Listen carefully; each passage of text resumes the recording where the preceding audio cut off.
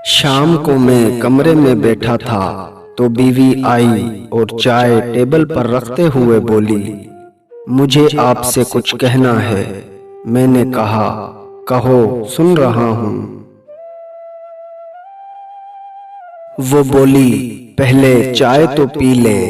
मैंने कहा, पहले तुम बताओ क्या कहना चाह रही थी।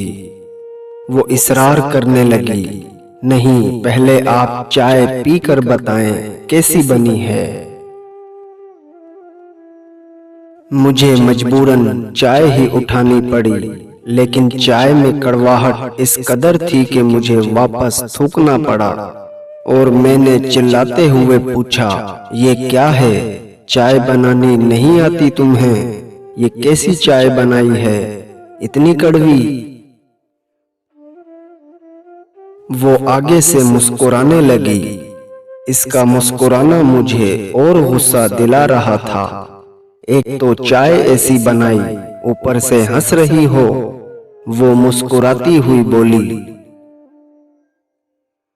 बस इतना बताना था कि आपका लहजा इस चाय से ज्यादा कड़वा है।